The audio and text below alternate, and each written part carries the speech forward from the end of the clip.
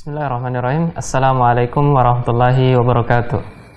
Innal hamdalillah nahmaduhu wa nasta'inuhu wa nastaghfiruh wa na'udzu billahi min shururi anfusina wa min sayyiati a'malina. Man yahdihillahu fala mudhillalah wa man yudlil fala hadiyalah.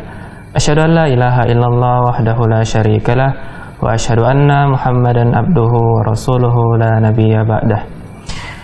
Salawat dan salam semoga senantiasa tercurahkan kepada Nabi kita Muhammad sallallahu alaihi wasallam beserta para keluarga, para sahabat dan orang-orang yang selalu istiqomah berjalan di bawah naungan sunnah beliau hingga hari kiamat kelak. Alhamdulillah pada kesempatan pagi hari ini kembali lagi kami menemani para pemirsa Hasan TV dalam kajian rutin kita bersama Al-Ustadz Abu Fairuz Ahmad Ridwan LC.MH hafizahullahu ta'ala dalam pembahasan kitab Syarhus Sunnah, buah karya dari Al-Imam Al-Barbahari. Dan alhamdulillah kita sudah terakhir Ustadz sudah sampai ke pembahasan 125 dan insya Allah pada kesempatan pagi hari ini Ustadz akan melanjutkan pada poin ke 126. Sebelum kita memulai pembahasan pada pagi hari ini, kembali lagi kami mengajak para pemirsa Hasan TV untuk bergabung bersama dalam interaktif dengan nomor telepon 0813-1829-4352 ataupun bagi para pemirsa yang ingin bertanya melalui pesan singkat atau WhatsApp bisa mengirimkan pertanyaannya melalui nomor 0813-1455-5557. Dan kami harapkan pertanyaan-pertanyaan Anda bisa disesuaikan dengan pembahasan kita pada pagi hari ini. Dan insya Allah pertanyaan Anda akan kami bacakan setelah Ustadz menuntaskan pembahasan pada pagi hari ini. Tanpa berlama-lama lagi kita sapa terlebih dahulu Ustadz kita sebelum memulai pembahasan pada pagi hari ini. Assalamualaikum warahmatullahi wabarakatuh Ustadz. Waalaikumsalam warahmatullahi wabarakatuh. Ustaz, bagaimana kabar hari ini Ustaz? Masya Allah, alhamdulillah. Baik akhi, barakallahu fiik. Ustaz, kami memulai tafadhol Ustaz untuk memulai pembahasan pada pagi hari ini. Falyatafaddal mashkuran. Insyaallah. Bismillahirrahmanirrahim. Alhamdulillahirabbil alamin. Wa bihi nasta'in ala umuri dunya waddin. ونصلي ونسلم على عبده ورسوله محمد وعلى آله وصحبه أجمعين. أما بعد, para pemirsa Ahsan TV dimanapun Anda berada, alhamdulillah senang sekali rasanya pagi hari ini dapat dipertemukan kembali dengan Anda sekalian dalam melanjutkan pembahasan kitab Syarhus Sunnah karangan Imam Al-Barbahari rahimahullah. Dan kita berdoa kepada Allah Subhanahu wa taala semoga Allah senantiasa memberikan kepada kita limpahan taufiknya, hidayahnya dan memberikan kepada kita istiqomahan dalam Islam hingga ajal menjemput kita. Kita akan memulai pembahasan pagi hari ini pada poin yang ke-126 yang berkaitan dengan bagaimana sikap seorang terhadap penguasanya. Berkata Imam Al-Barbahari rahimahullah, wa'lam anna jawra sultani la yanqusu faridatan min faraidillah. Ketahuilah, semoga Allah merahmatimu, bahwasanya kezaliman penguasa tidaklah bermakna akan mengurangi ketentuan kewajiban yang telah Allah Subhanahu wa taala wajibkan atas hamba-hambanya, allati faradaha ala lisan nabiyhi, yang telah Allah wajibkan melalui perkataan nabinya, lisan nabinya sallallahu alaihi wasallam. Jawruhu ala nafsihi, kezalimannya itu kembali kepada diri sang penguasa tersebut. Wa tatawwuka wa birruka ma'ahu tamun laka insyaallah. Adapun kepatuhanmu kepadanya, kebaikanmu kepadanya dalam perkara-perkara ma'ruf akan sempurna ganjarannya dari sisi Allah Subhanahu wa taala. Ya'ni al-jama'ata wal jumu'ata ma'hum. Hendaklah engkau senantiasa ikut bersama mereka dalam pelaksanaan salat jamaah di belakang mereka atau salat Jumat. Wal jihad ma'hum, atau berjihad bersama mereka. Wa kullu syai'in min at-ta'ati fasyarik fihi falaka niyyatuka. Segala macam bentuk ketaatan maka ikuti mereka, turuti mereka, dukung mereka, ya, maka engkau akan mendapatkan ganjaran pahala dengan niatmu yang tulus. Pemirsa yang dimuliakan oleh Allah Subhanahu wa taala, poin ini adalah poin sikap Ahlus Sunnah Jamaah terhadap penguasanya. Dalam kehidupan ini tidaklah senantiasa selalu kita hadapi sesuatu yang ideal, ya, tapi hidup harus tetap berjalan.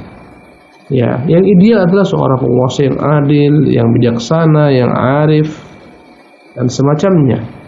Jujur, amanah, ulet, ya, pro ke masyarakat, pro ke rakyat, memikirkan kepentingan mereka dan semacamnya. Ini yang ideal.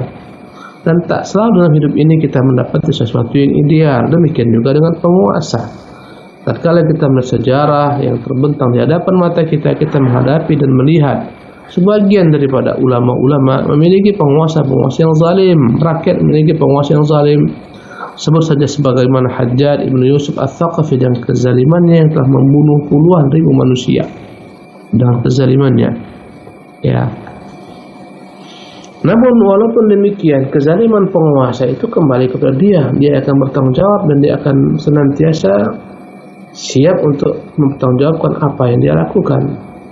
Tapi kepatuhan manusia, kepatuhan masyarakat, kepatuhan penduduk kepada penguasanya adalah merupakan kemaslahatan yang akan terwujud dengannya persatuan, kekuatan suatu negeri ketika masyarakatnya patuh kepada penguasa, tak melecehkan penguasanya, tak memberontak, tak menyumpah serapah penguasanya, ya, percaya kepada penguasanya. Sebagaimana kita lihat pada masa Hajjaj bin Yusuf, meski kezaliman dia sangatlah dahsyat sekali. Di tangannya terbunuh sebagian sahabat Nabi, bagaimana Abdullah bin Zubair, dibunuhnya pula sebagian kibarut tabi'in, sebagaimana Sa'id bin Jubair. Namun ya, kepatuhan mereka kepada Al-Hajjaj membuat Hajjaj memiliki banyak sekali kebaikan-kebaikan. Secara umum di tangannya banyak terbuka, terbentang, ditaklukkan negeri-negeri ajam. Ya, meluas Islam disegani, tak berani macam-macam kaum kafirin kepada kaum muslimin. Inilah kemaslahatan taat kepada mereka. Ya, oleh karena itulah akidah kita menanamkan bahwasanya kezaliman penguasa itu dia dan Tuhannya. Tapi kewajiban kita memberikan hak penguasa berupa ketaatan, kepatuhan dalam perkara ma'ruf, itu yang Allah akan tanyakan kepada kita. Penguasa akan ditanyakan dengan apa yang dia buat, kita akan ditanyakan Allah tentang apa yang kita buat, apa sikap kita terhadap mereka. Apabila kita merusak persatuan kaum muslimin, menyebar kebencian terhadap penguasa, menjelek-jelekkan penguasa, hilanglah kehormatan penguasa, menyumpah serapah penguasa, akan muncul berbagai macam riak-riak di masyarakat. Masyarakat akhirnya sebagian yang merasa tak tersalurkan inspirasinya, merasa tak mendapatkan bagian daripada kekuasaan, dia akan mendukung gerakan-gerakan semacam ini yang ujungnya adalah kekacauan. Ya, kita melihat bagaimana kekacauan jika penguasa tak dipatuhi.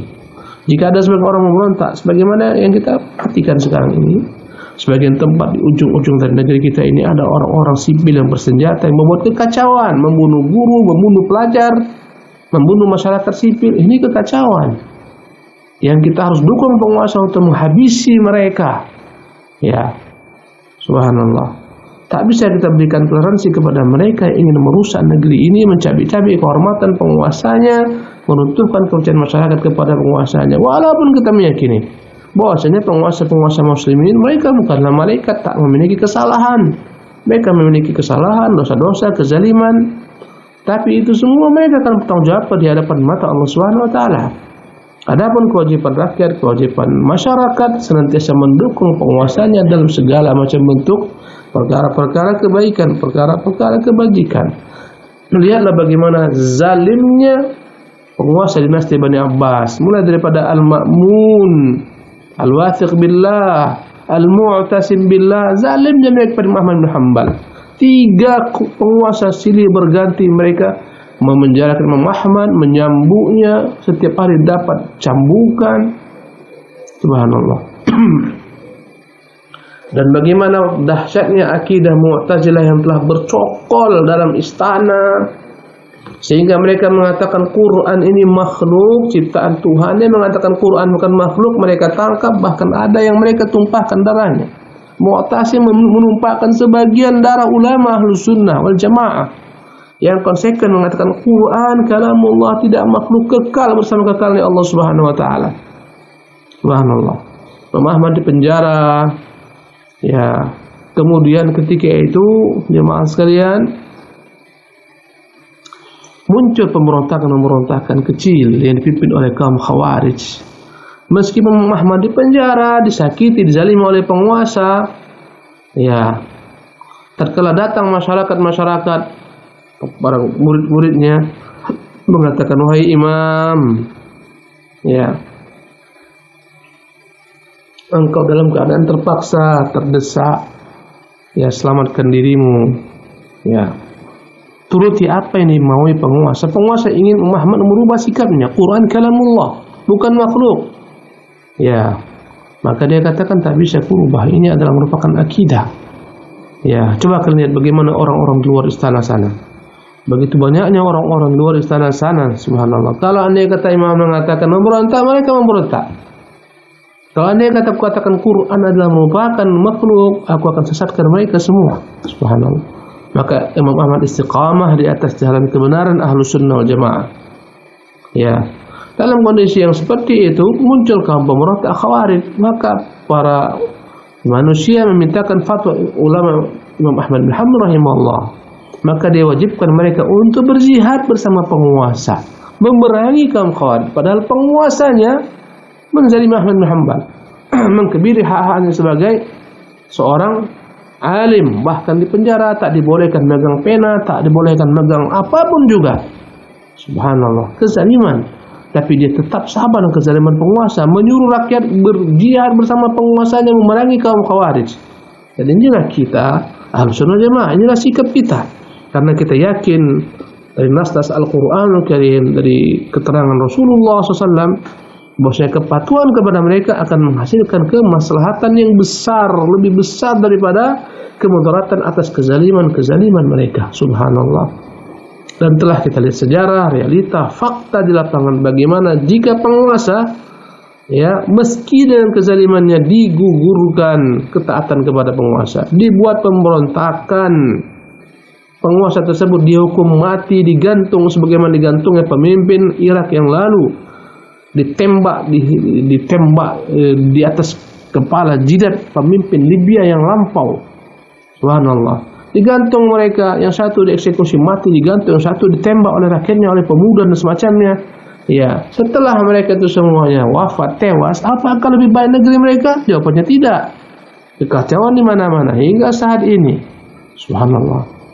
Ini menunjukkan kepada kita tak benar segala macam upaya-upaya manusia menggiring masyarakat yang tak puas dengan penguasa untuk memberontak kepada penguasa, untuk membangun gerakan-gerakan revolusi dan semacamnya. Tidak benar, bertentangan dengan manhaj kita. Ya, andai kata dia zalim, kezalimannya bagi dirinya. Sementara ke segala macam perkara-perkara kebaikan yang dia perintahkan, engkau akan dapat ganjaran pahala ketika mengerjakannya. Ya, maka engkau harus senantiasa mendukungnya dalam, yakni, jihad dan semua program-program yang baik, yang positif, yang tak bertentangan dengan agama. Ikuti mereka, ya, ikuti perkataan mereka, jangan tentang mereka. Jauruhu ala nafsi, dosa-dosanya itu dia dan Allah tanggung jawabnya, dan tidak akan bertanggung jawab. Ya, kullukum ra'in wa kullukum mas'ulun an ra'iyati, setiap pemimpin dan tiap pemimpin akan ditanyakan dengan apa yang dia pimpin. Ya, pemimpin akan ditanya, engkau pun akan ditanya bagaimana sikapmu kepada pemimpin. Andai kata sikapmu salah, engkau akan dihukum oleh Allah Subhanahu wa taala. Ya. Ketika penguasa tak memberikan hak-hak rakyatnya, dia akan dituntut oleh Allah Subhanahu wa taala. Ketika rakyat tidak memberikan hak penguasanya, dia akan dituntut oleh Allah Subhanahu wa taala. Setiap orang akan ditanyai tentang apa yang wajib mereka berikan daripada hak-hak terhadap, ya, penguasanya. Falakan niyatuka, segala macam kebaikan yang kau kerjakan niatnya karena Allah Subhanahu wa taala, karena patuh atas perintah Allah Subhanahu wa taala, engkau akan dapat ganjaran pahala. Segala macam kezaliman mereka itu kembali kepada diri mereka.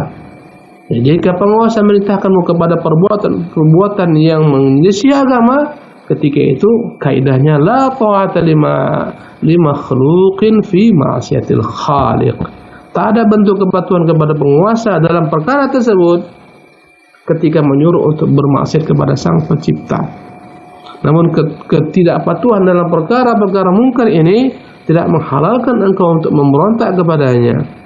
Ya, sampai engkau telah memastikan tak ada keraguan penguasa tersebut telah memiliki kesalahan fatal, yaitu kafir, kekufurannya nyata dan semacamnya. Ya, melarang orang mengerjakan sholat, tentunya. Ya, ini perkara-perkara yang membuat penguasa itu layak untuk dilengsarkan dengan berbagai macam syarat-syarat yang ketat yang ditetapkan oleh ulama-ulama ahlus sunnah. Ya, ketika engkau tak memiliki kekuasaan, tak memiliki kekuatan, maka haram walaupun penguasa tersebut jelas-jelas kekafirannya untuk memberontak kepadanya, jika hanya akan mendatangkan kerusakan yang lebih besar. Pada poin yang ke-127 berkata Imam Al-Barbahari rahimahullah, wa idza ra'aita ar-rajula yad'u 'ala sultan, jika engkau melihat ada orang yang mendoakan kejelekan kepada penguasa, fa'lam annahu sahibu hawan, ketahuilah itu pengekor hawa nafsu. Kalau kau mau tahu ahli bid'ah, ciri-cirinya, kalau kau mau tahu orang itu tersesat, ciri-cirinya adalah mendoakan kejelekan kepada penguasa, menjelek-jelekkan penguasa, menyumpah serapah penguasa.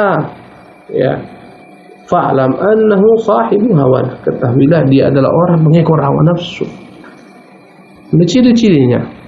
Maka kau tak usah merasa simpatik terhadap orang-orang yang vokal terhadap penguasa, katanya berani kepada penguasa, ya, menyebut nama penguasa, menyumpah serapahnya. Ini bukan orang benar, ini orang menyimpang, ini orang yang tersesat, pengekor hawa nafsu.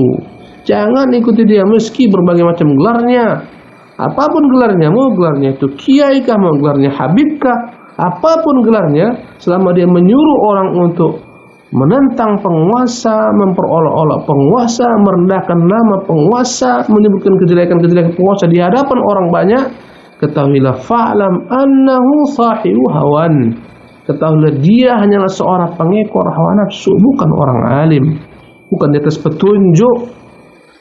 Karena akan fatal dampaknya ketika masyarakat bergejolak, darah-darah akan tertumpah. Subhanallah. Lihatlah bagaimana nasib di negeri kaum muslimin sampai detik ini. Lihatlah bagaimana nasib kaum Suriah sana. Kaum muslimin di Suriah, negeri-negeri yang begitu indah makmurnya, gara-gara pemberontakan sampai sekarang hancur. Kota Halab hancur, Aleppo hancur sehancur-hancurnya. Subhanallah. Bagaikan kota mati, rumah-rumah mereka pun hancur. Mereka tinggal di tenda-tenda, di pegunungan-pegunungan kala musim dingin, kadang sanitasi air tak ada, kebersihan tak ada, kekurangan segala macam. Dampak daripada mendengarkan fatwa-fatwa ulama-ulama ulama-ulama buruk yang menyuruh mereka memberontak kepada penguasa padahal mereka tidak memiliki kemampuan. Puluhan nyawa hilang. Subhanallah. Anak-anak, wanita, orang-orang tak bersalah. Kenapa? Gara-gara memaksakan diri memberontak padahal mereka tidak memiliki kekuatan. Subhanallah. Jadi apabila engkau mau tahu ini orang salah enggak dia, tak usah payah-payah, lihat bagaimana sikapnya kepada penguasa.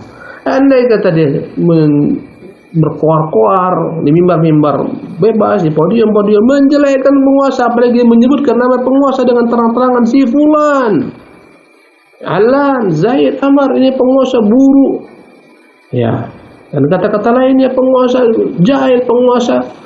Ini orang bukan jadi panutan, tak layak dijadikan panutan. Ini provokator, lebih baik dipenjarakan lisannya, dipenjarakan fisiknya. Ya.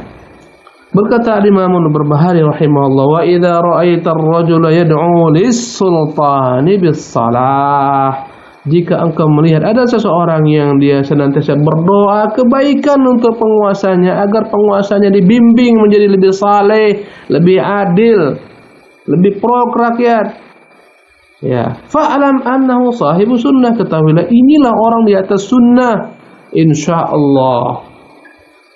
Ya. Dalam sebagian waktu, sebagian rentang zaman, orang-orang yang dia mendoakan kebaikan kepada penguasa dianggap ini orang pengecut, pecundang, penjilat, pemelihara status quo, yang dianggap ulama adalah yang berani berkoar-koar menjelekkan penguasa, menjelekkan, membusukkan aparat. Ini yang dianggap pahlawan. Subhanallah.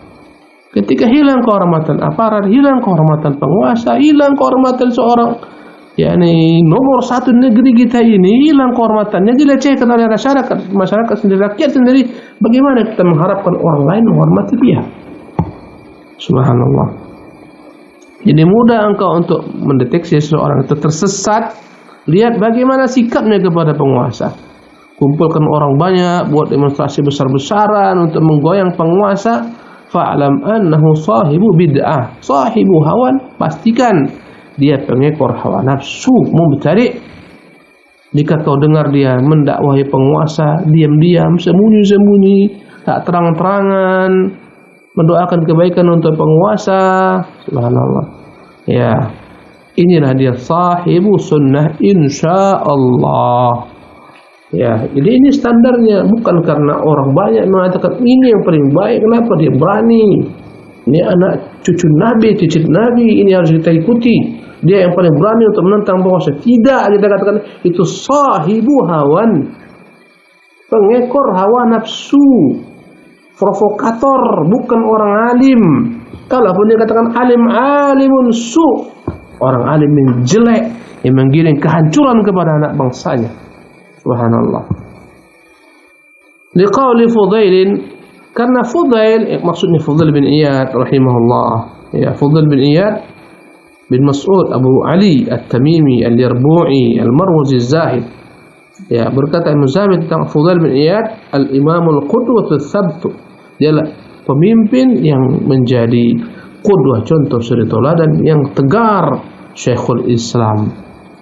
Berkata Fudail bin Iyad, dan Fudail seorang perampok asalnya, ya akhirnya taubat kepada Allah Subhanahu wa taala karena mendengarkan sepotong ayat alam ya'ni lil ladzina amanu an takhsha'a qulubuhum li dzikrillah. Kapankah lagi masanya orang-orang beriman itu hatinya menjadi takut, tunduk kepada Allah karena berzikir kepada Allah Subhanahu wa taala, membuat dia taubat. Akhirnya hijrah ke Mekah, belajar di sana jadi orang alim besar, jadi ahli ibadah, ahli zuhud, terkenal namanya Fudail bin Iyad. Pernah berkata Fudail bin Iyad, "Law kanat li da'watun ma ja'altuha illa fi sultan." Sekiranya aku memiliki doa pamungkas yang Allah Subhanahu wa taala kabulkan, ya, maka tidaklah aku jadikan doa ini kecuali untuk kebaikan penguasa, kecuali aku akan doakan penguasa. Subhanallah. Kata Fudail, kalau Allah beri ketahuan kepadaku, "Hai Fudail, aku berikan kepada doa pamungkas, minta satu permintaan." Kata Fudail, aku akan minta untuk kesalehan penguasa, bukan perkara dunianya yang dia minta. Tidak. Ya. Berkata Imam Al-Barbahari, haddatsana Ahmad bin Kamil qala anba'ana Husain bin Muhammad At-Tabari qala akhbarana Mardawai As-Sa'igh qala sami'tu Fudailan yaqulu.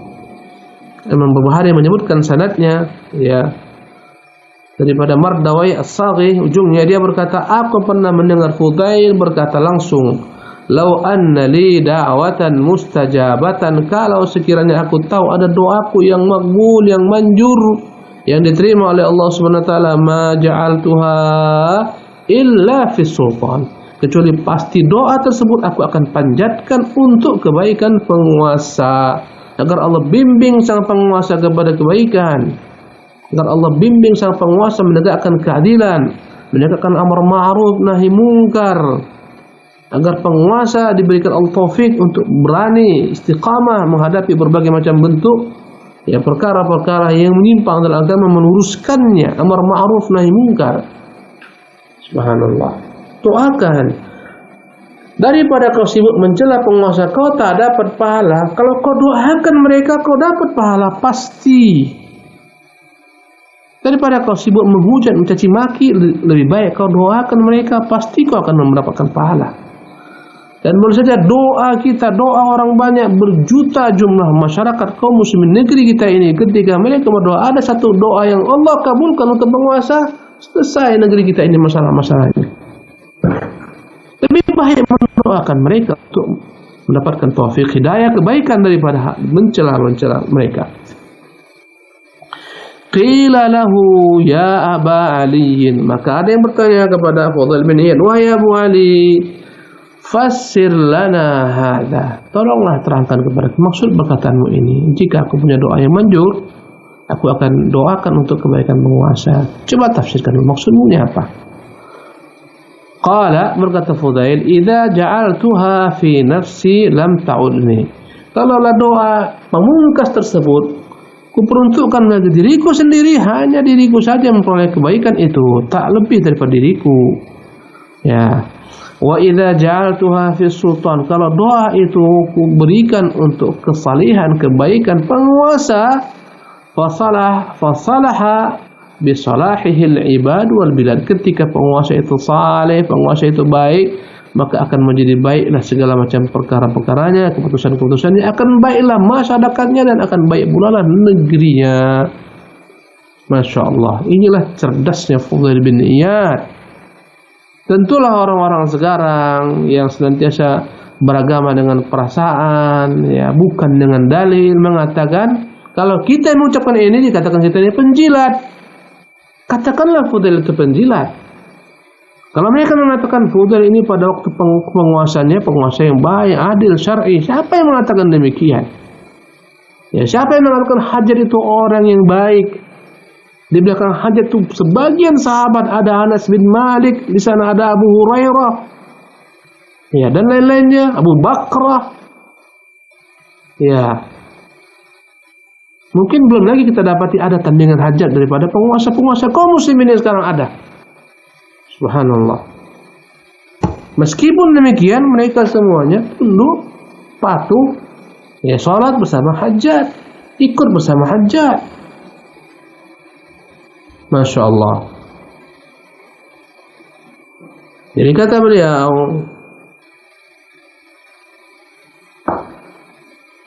fa'umirna an nad'u'a lahum bis-salah. Kita diperintahkan untuk mendoakan kebaikan bagi penguasa-penguasa kita. Walam nu'mar an nad'u'a alaihim. Kita tidak diperintahkan mendoakan keburukan bagi mereka, apalagi mencela mereka. Ya, wa in zalamu, meski mereka penguasa yang zalim. Yang namanya bibir-bibir khawarij, bani khawarij, siapapun menjadi penguasa tak pernah mereka puas. Utsman bin Affan yang jelas-jelas salah seorang sahabat Nabi dijamin dengan surga. Dia juga menantu Nabi, dua putri Nabi menikah dengan Utsman bergantian. Bagi mereka kaum Khawarij, Utsman ini zalim, pemakan harta masyarakat, harta rakyat, nepotisme. Mereka tumpahkan darah Utsman. Jadi jangan berharap kebaikan dari Khawarij. Siapapun penguasanya akan mereka senantiasa perangi, kecuali mereka yang jadi penguasa. Sebenarnya mereka haus kepada kekuasaan, itu intinya, tapi mengatasnamakan agama. Ya. Kata beliau, wa in zalamu, meski mereka penguasa ini zalim, wa in jaru, mereka berbuat berbagai macam penyimpangan, mengambil harta rakyat, memeras rakyatnya, meski demikian mempecut punggung rakyatnya. Lianna zulmahum wa jawrahum ala anfusihim, karena namanya kezaliman mereka, ya, kejahatan mereka, dosa-dosa mereka, maksiat mereka itu akan kembali terpulang kepada diri mereka sendiri. Mereka akan tanggung kelak di hari kiamat. Subhanallah. Segala macam keburukan-keburukan mereka akan kembali kepada mereka. Sementara kebaikan-kebaikan mereka akan kembali kepada orang banyak, ya, kepada rakyatnya, kepada masyarakatnya. Subhanallah. Kembali kepada kitab ini. Wa salahuhum li anfusihim wa lil muslimin. Keburukan mereka kembali hanya kepada diri mereka, ya. Tapi kebaikan mereka akan kembali kepada diri mereka dan kepada kaum muslimin. Lebih baik negeri itu ada penguasa zalim tapi tak caos, negeri disegani, masyarakat bisa menjalankan perekonomian mereka dengan baik, meski di sana sini ada kezaliman, mereka bisa bertukar bertransaksi, berjual beli, mereka bisa sekolah, mereka bisa ibadah, lebih baik daripada tak ada penguasa.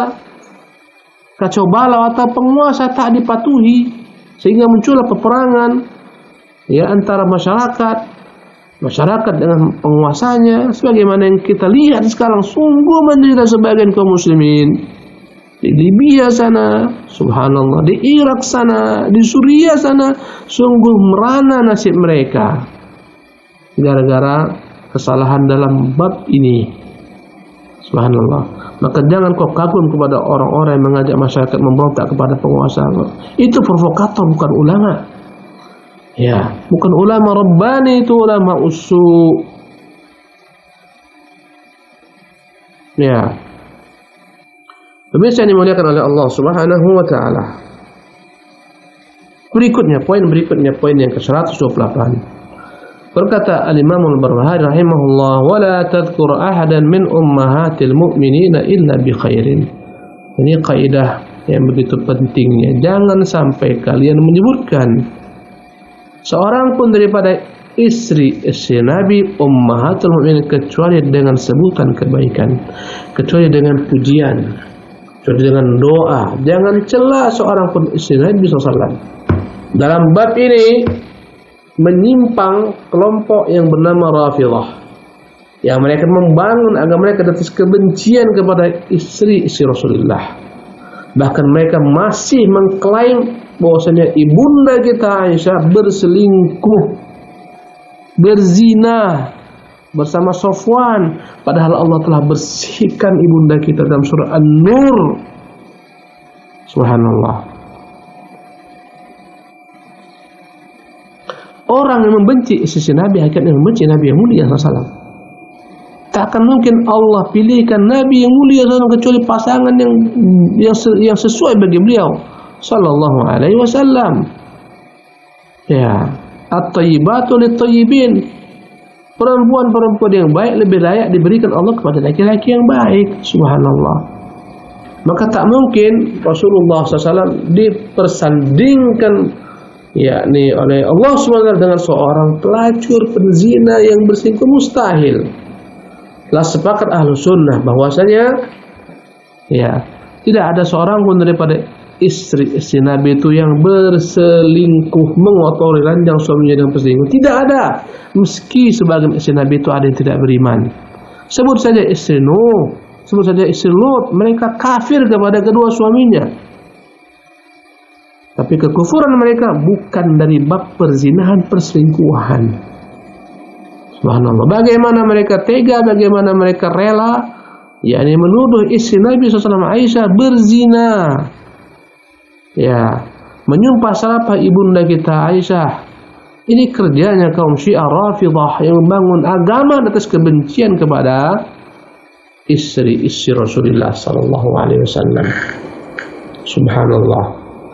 Maka akidah kita mengajarkan kita menghormati mereka, memuliakan mereka, mendoakan mereka. Kita meyakini semua istri-istri Rasulullah adalah istri-istri beliau di surga sebagaimana istri beliau di dunia. Kita harus yakini. Ya, semuanya adalah orang-orang pilihan Allah SWT sehingga dijadikan sebagai istri bagi kekasih pilihan Allah SWT. Rasulullah sallallahu alaihi wasallam. Alangkah banyaknya keutamaan istri Rasulullah. Mereka yang telah menyampaikan kepada kita segudang ilmu tentang bagaimana seluk-beluk Rasulullah ketika di rumah, bagaimana adab Rasulullah, bagaimana kaifiat ibadah Rasulullah ketika di rumah, bagaimana adab beliau ketika di kamar, sampai bagaimana ketika beliau di kamar mandi, bagaimana di tempat buang hajat, semua sampai kepada kita dengan mereka. Subhanallah.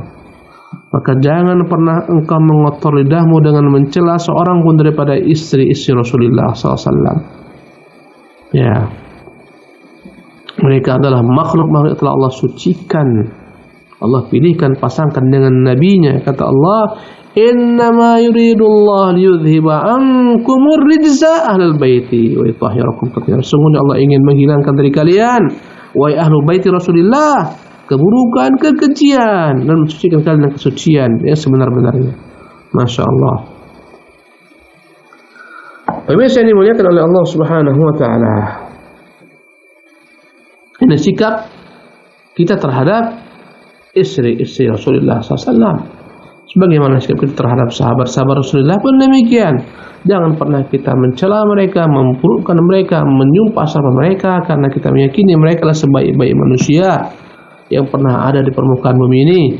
Segala macam ketergelinciran mereka, kekhilafan mereka, semuanya lebur dalam samudra kebaikan mereka. Mereka lah pendukung Islam, penyebar Islam, yang telah menyedekahkan semua diri mereka, harta mereka dalam jalan Allah Subhanahu wa Ta'ala, untuk membela agama Allah, membela Rasulnya yang mulia sallallahu alaihi wasallam. Pemirsa yang dimuliakan Allah Subhanahu wa Ta'ala, demikianlah materi yang dapat disajikan pada kesempatan pagi yang penuh kebaikan ini. InsyaAllah pada yang akan datang, kesempatan akan datang, kita akan bahas pada poin berikutnya, poin ke-129.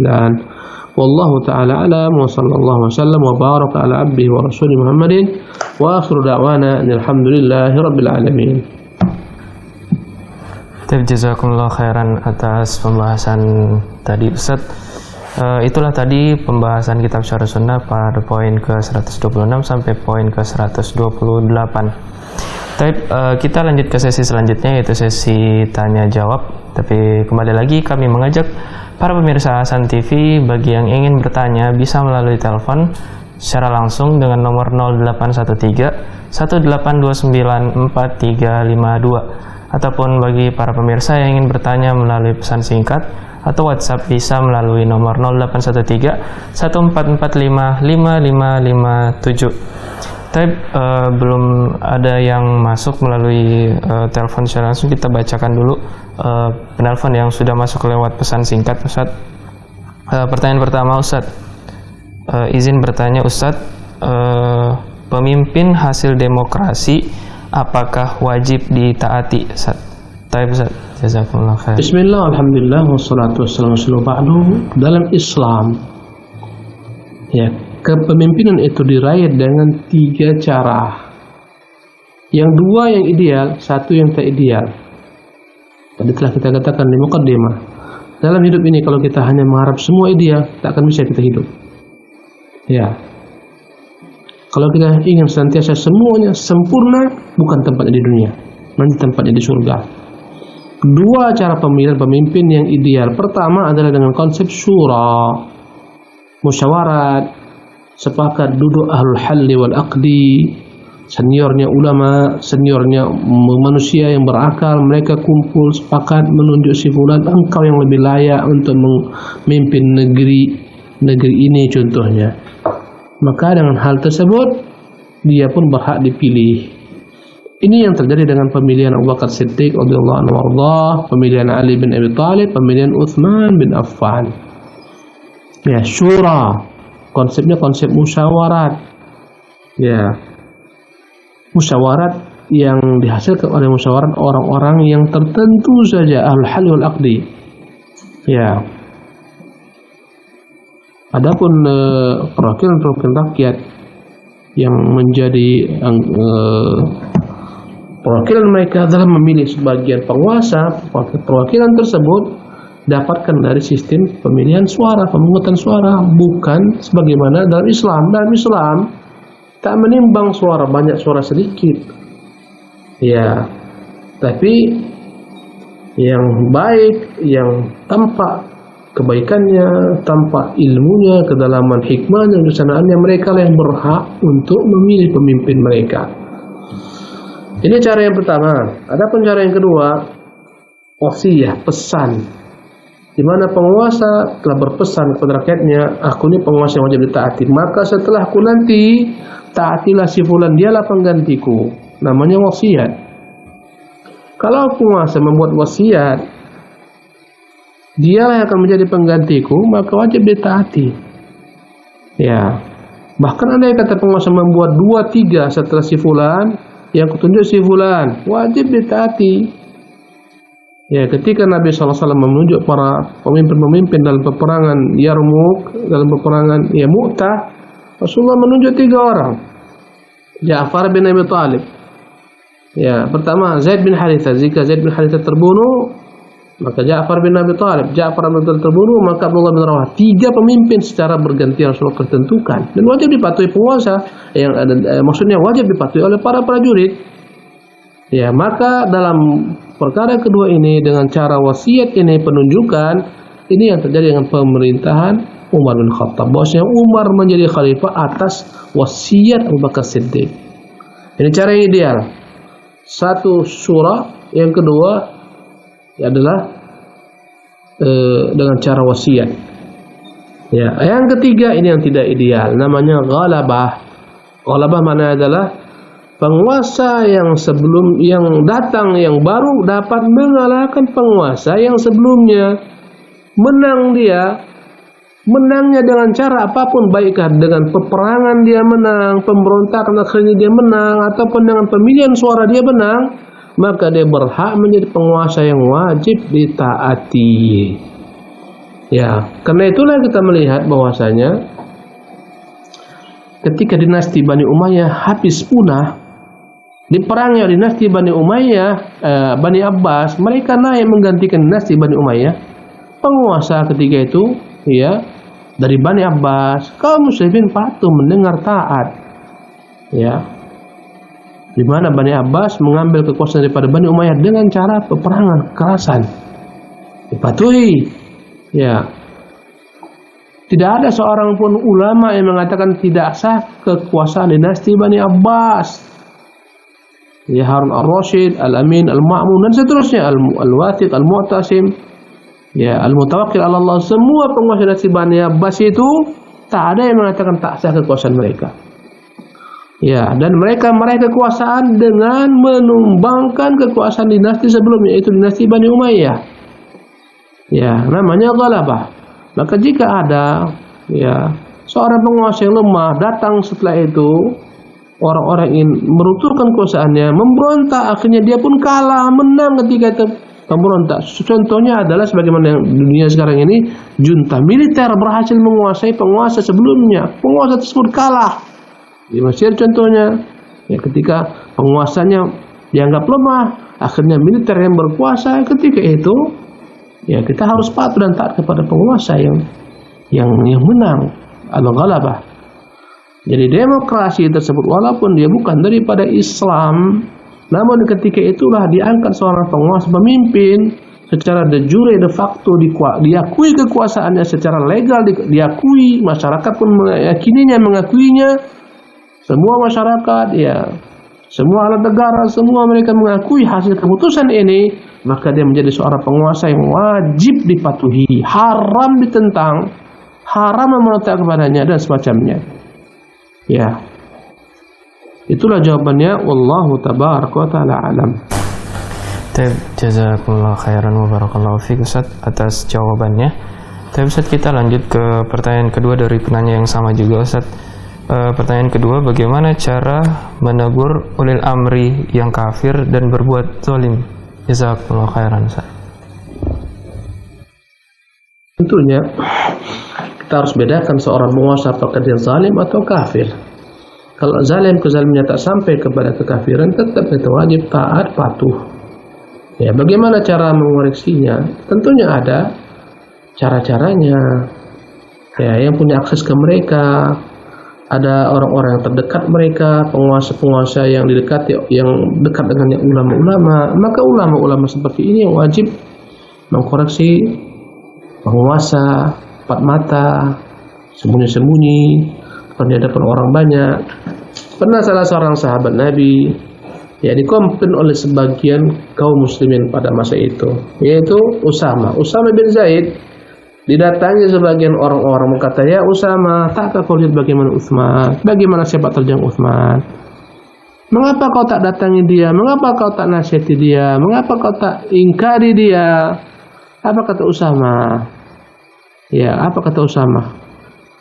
Ya, apakah tiap kali aku datang menemuinya, menasihatinya, aku harus beritahukan kepada kalian, aku telah datang, telah menasihatinya, mengingkarinya? Apakah itu yang kalian inginkan?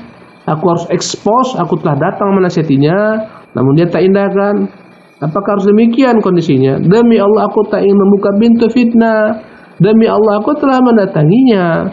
Tapi akan ketahui, ini menunjukkan kepada kita bahwa Usama sudah memberikan nasihat kepada Utsman, tapi tidak harus diekspos, tidak harus terang-terangan, orang tahu, masyarakat tahu. dia akan menjatuhkan citra penguasa.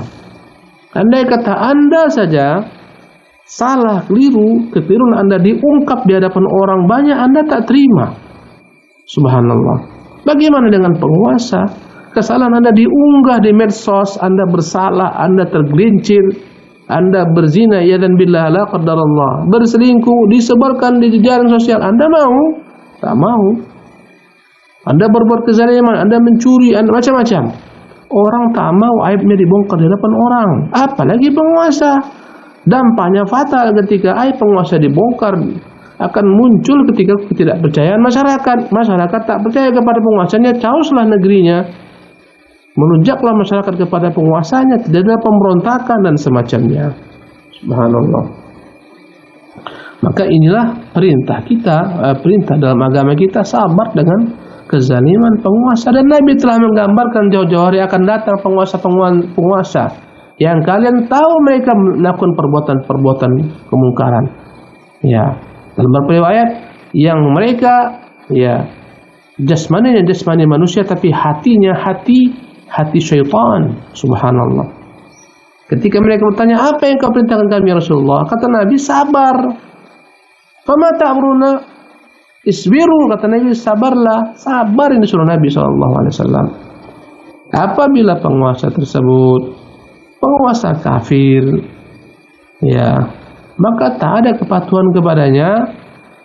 Ketika memang masyarakat mampu untuk menggantikannya dengan cara yang dipastikan mendatangkan kemaslahatan. Kalau saja penguasanya penguasa kafir, kaum musliminnya minoritas, mereka tak punya kekuasaan, tak punya peluang untuk menumbangkannya, memberontak kepadanya, mereka nekat memasrahkan diri, haram hukumnya. Mereka telah berbuat kekonyolan, dan itu bukan jihad.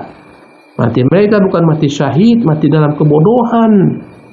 Lihatlah Nabi SAW ketika di Mekah 13 tahun Nabi tak pernah perangi kaum musyrikin, tapi Nabi bersabar. Jelas-jelas Mekah dikuasai oleh orang kafir, pemimpinnya kaum musyrikin, berhala di sekitar Ka'bah, tapi Nabi bersabar.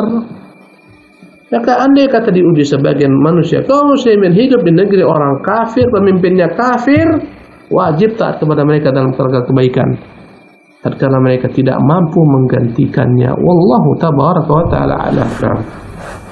Barakallahu fiik wa jazakumullahu khairan Ustaz atas jawabannya. Mudah-mudahan bisa bermanfaat bagi penanya sebelumnya. Kembali lagi kami mengajak para pemirsa Hasan TV untuk berinteraktif, bisa melalui telepon secara langsung dengan nomor 0813 1829 4352, ataupun bagi para pemirsa yang ingin bertanya melalui WhatsApp atau pesan singkat bisa melalui nomor 0813 1445 5557. Tapi Ustaz, kita lanjut ke pertanyaan selanjutnya Ustaz, sambil menunggu penelpon yang masuk. Pertanyaan selanjutnya, apakah penerapan pajak kepada rakyat termasuk dalam bentuk kezaliman dari hamba Allah di Jawa Barat Ustaz? Bismillah, alhamdulillah, asal muasal pajak itu adalah perkara yang tak dibenarkan dalam Islam, tapi akan menjadi benar ketika memang ada syarat-syaratnya, ada kriteria-kriterianya, memang sangat dibutuhkan oleh penguasa untuk mensupport segala macam bentuk pembangunan masyarakat. Tak ada jalan kecuali dari sana dibebankan oleh penguasa, bukan dengan kezaliman diambil. Ya, dengan syarat-syarat tertentu, maka hal tersebut benarkan. Ya, dalam rangka mendukung penguasa. Ya, tapi apabila dengan kezaliman, dengan sewenang-wenang, dengan mencekik masyarakat dan segala macam, sesungguhnya hal ini adalah terlarang dan dosa tersebut akan ditanggung kelak oleh penguasa. Subhanallah. Jadi pintunya bukan lapang, bukan luas, sempit pintunya. Bahwasanya dibolehkan pajak itu dalam perkara-perkara yang sifatnya darurat, yang sifatnya sangat dibutuhkan kemaslahatan orang banyak, ya. Ya, selama memang dapat dihindari. Hanya dalam perkara-perkara yang sempit saja. Wallahu tabaraka ta'ala alam. Barakallahu fiik. Jazakumullah khairan atas jawabannya Ustaz. Mudah-mudahan bisa bermanfaat bagi penanya. Tapi Ustaz, kita lanjut ke pertanyaan selanjutnya mengenai jihad. Apakah pergi jihad memang harus meminta izin penguasa? Tapi Ustaz, alhamdulillah, jihad itu dibagi dua. Ada jihad yang sifatnya jihad difai, mempertahankan ya wilayah, negeri, daerah. Kalau datang rombongan-rombongan kaum kafirin ingin menghancurkan negerimu, menghancurkan daerahmu, tempatmu, kampungmu, halamanmu, engkau wajib berjihad. Engkau tak tunggu lagi mana penguasa, engkau angkat senjata dengan sahabat-sahabatmu, usir mereka itu inginmu mengambil hartamu, mengambil tanahmu, menyerobot kampung halamanmu. Itu namanya jihad difai. Dalam jihad difai ini tentunya perkaranya eksiden, ya mereka datang berbondong-bondong menyerang negerimu, engkau wajib membela dirimu, membela hartamu, istrimu, tanah airmu, negerimu. Ya, itu namanya jihad difai. Dalam jihad difai ini tak perlu engkau menunggu izin penguasa, karena tak ada lagi kesempatan untuk nunggu izin. Di hadapanmu musuh telah datang. Adapun yang kedua nama jihad talabi, jihad yang sifatnya untuk ya menaklukkan negeri-negeri, ya negeri-negeri ajam, negeri-negeri kaum kafirin. Jihad talabi ini harus dengan izin penguasa, atau ada negeri yang memerangi negeri kaum muslimin, penguasa katakan kita semua baik militer maupun rakyat bekerja sama untuk mengusir yang ingin menjajah negeri kita ini, yang mengambil negeri kita. Itu namanya jihad talabi. Dan dalam bab ini jihad itu harus ada izin penguasa, harus ada perintah penguasa. Penguasa yang memerintahkan berjihad kita patuhi. Kalaulah jihad ini diserahkan kepada perorang-orangan, akan muncullah kerusakan. Ya, nanti keluar sebagian orang. Akhirnya ditanya, mau kemana mereka? Mereka mau berjihad. Subhanallah. Akhirnya muncul kekacauan. Ya, tak bisa. Jihad ini bukan pekerjaan orang sipil, ini pekerjaan penguasa. Dia yang memerintahkan berjihad. Ada dalam Al-Quran perintah-perintah yang perintah tersebut bukan untuk semua orang melakukannya, tapi untuk penguasa. Di antaranya adalah menegakkan hudud. Kata Allah, wasariqu wasariqatu faqta'u aydiyahuma. Ya. Pencuri laki-laki, pencuri perempuan, potong kedua tangannya. Ini perintah bukan kepada setiap orang individu. Maling ketangkap satu kampung, akhirnya kata mereka, lihat ini Al-Quran nih, suruh potong tangan. Akhirnya Pak RT, Pak RW sepakat, kita potong tangannya. Tak bisa. Bukan kerjaan Pak RT, Pak RW potong-potong tangan. Harus dipahami. Maka perintah penegakan hudud, perintah jihad, itu semua turun kepada penguasa, bukan kepada masyarakat. Menegakkan qisas, walakum fil hayati walakum fil qisasi hayatun ya ulal bab. Sungguh bagi kalian kehidupan dalam penegakan qisas, wahai orang-orang berakal. Jangan diartikan kalau begitu ada orang membunuh di kampungnya, akhirnya sepakatlah penduduk kampung, udah dia membunuh, kita bunuh, kita penggal kepalanya. Itu bukan hak mereka. Maka pahamilah. Jadi jihad itu bukan kerjaan orang-orang sipil, itu penguasa. Mereka yang mengatakan jihad. Nah, mereka yang mengatakan wajib militer, bukan sembarang orang. Kalau tidak, kacau balaulah urusannya. Wallahu ta'ala alam. Naam. Barakallahu jazakumullah khairan Ustaz atas jawabannya. Mudah-mudahan bisa bermanfaat bagi penanya. Kita lanjut ke pertanyaan selanjutnya. Sudah ada masuk melalui telepon. Kita angkat terlebih dahulu. Assalamualaikum warahmatullahi wabarakatuh.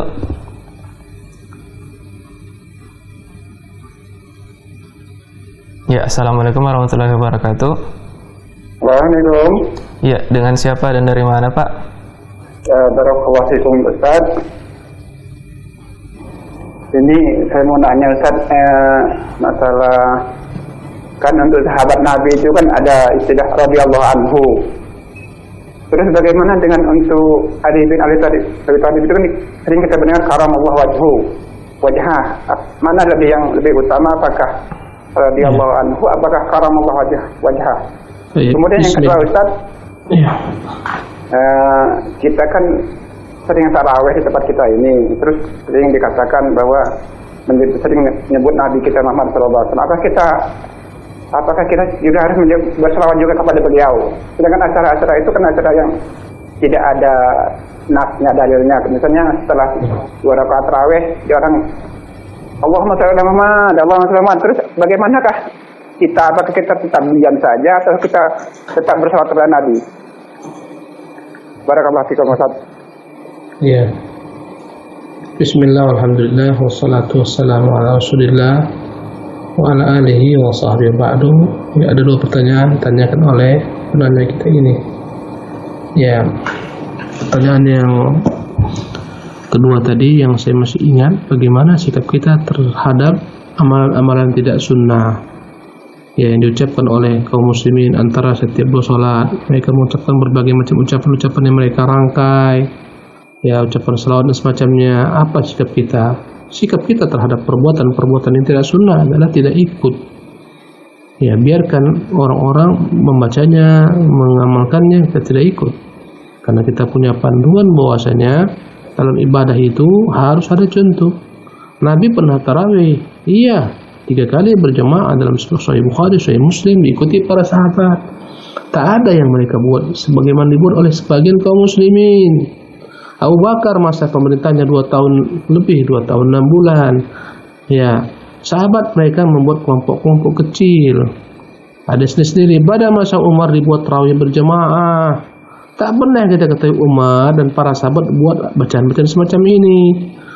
Kalaulah ini kebaikan, tentulah mereka yang mengajarkan terlebih dahulu. Agama telah sempurna, maka tak perlu ditambah, tak perlu dikurangi. Maka sikap kita dalam perkara ini adalah tidak ikut. Ya, apa tadi disebutkan dalam masalah penguasa, la ta'ata li makhluqin fi ma'siyatil khaliq. Tidaklah ada kepatuhan kepada makhluk manapun kalau nyuruh kita bermaksiat kepada Sang Pencipta. Bid'ah itu maksiat. Kalau andai kata orang buat berbagai macam amalan-amalan yang tak dibuat Nabi SAW dalam bab ibadah, jangan kita ikut. Karena syarat ibadah itu 2. Pertama ikhlas. Hanya kalau yang kedua harus ikut contoh Rasulullah sallallahu alaihi wasallam. Kalaulah kebaikan, pasti Nabi akan contohkan, ajarkan sahabat terlebih dahulu. Bahkan imam yang 4 pun, Imam Abu Hanifah dan para pengikutnya, Imam Malik para pengikutnya, Imam Syafi'i dan para pengikutnya, Imam Ahmad bin Hanbal dan para pengikutnya tidak pernah mengajarkan kita beribadah dengan cara-cara ibadah yang dibuat oleh sebagian kaum muslimin. Dalam bab tarawih ini yang lebih memprihatinkan lagi, sebagian mereka sholat tarawih bagaikan dikejar-kejar setan.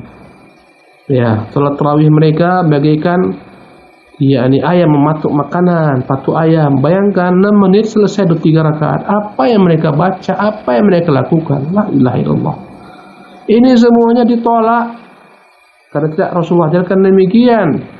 Nabi mengajarkan kita untuk tamanina. Nabi pernah mengatakan salah seorang sahabat, kalau engkau meninggal seperti ini, ya binasa dirimu. Kata Nabi, salli fa innaka lam tusalli. Kau ulangi lagi, kau belum salat. Sampai berkali-kali dia salat, sampai akhirnya nyerah. Baru Nabi ajarkan, apabila engkau salat, ya, buat seperti ini, buat seperti ini. Apabila engkau ruku, buat seperti ini. Engkau harus dengan tamanina, tenang, tentram. Tamanina rukun salat. Apa itu tamanina? Diam sejenak, ruku sejenak, diam, membaca zikir, i'tidal. Kalau andai kata sudah ruku, i'tidal, sujud, duduk dan sujud, enggak ada sama sekali tamaninahnya, mana rukun salat? Bagaimana diterima Allah Subhanahu wa taala? Ini orang yang capek saja ini, orang-orang yang disebutkan dalam Al-Qur'an, amilatun nasibatun, capek bersusah payah bekerja, tasla narun hamiyah, terancam masuk neraka. Kenapa? Karena tak sesuai dengan panduan Nabi SAW. Adapun pertanyaan pertama tentang penyebutan Ali, kenapa dibedakan dengan karramallahu wajha bukan dengan radhiyallahu anhu warḍah? Kita katakan ini adalah merupakan ungkapan-ungkapan yang datang daripada kaum Syiah. Ahlus Sunnah tidak mengatakan demikian. Ahlus Sunnah mengatakan Ali radhiyallahu anhu warḍah, dan itu lafaz radhiyallahu anhu, bukan kita yang ngarang, dari Allah. Kata Allah, was-sabiqunal awwaluna minal muhajirin wal ansar walladzina taba'uhum bi ihsan radhiyallahu anhum. Ya, jadi kata Allah, orang-orang terdahulu dalam Islam, golongan muhajirin, golongan ansar, dan mengikuti mereka kebaikan, semoga Allah meridhai mereka, radhiyallahu anhum. Di sana masuk Ali karena Ali masuk ke dalam golongan muhajirin. Maka istilah karramallahu wajhah bukan datang daripada Islam dan datang daripada sunnah. Itu pengecualian yang dikecualikan oleh kaum Syiah yang tersebar diikuti oleh sebagian ahlus sunnah. Tak ada sama sekali yang namanya karramallahu wajhah. Tidak, radhiyallahu anhu. Memang Allah muliakan wajahnya, iya, semua sahabat Allah memuliakan wajahnya, tapi tak ada kekhususan dan tidak ada padanya nas. Wallahu tabaraka ta'ala alam Wa sallallahu wasallam ala nabiyina Muhammad. Naam. Barakallahu fiik wa jazakumullahu khairan atas jawaban-jawaban tadi yang sudah diberikan oleh Ustadz. Semoga dengan apa tadi yang sudah kita dengar bersama bisa memberikan manfaat kepada kita semua. Itulah tadi pertanyaan terakhir di pertemuan kita pada pagi hari ini. Mungkin yang selanjutnya mungkin ada beberapa ikhtitam dari Ustadz. Mungkin Ustadz. Cukup insyaallah.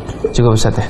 Ustadz, demikianlah pertemuan kita pada pagi hari ini. Mohon maaf apabila ada beberapa kesalahan dan mohon maaf juga masih ada beberapa pertanyaan yang masih belum kita bacakan karena keterbatasan waktu. Demikianlah kita tutup pertemuan kita pada pagi hari ini dengan doa kafaratul majelis. Subhanakallahumma wa bihamdik asyhadu an la ilaha illa anta astaghfiruka wa atubu ilaik. Assalamualaikum warahmatullahi wabarakatuh.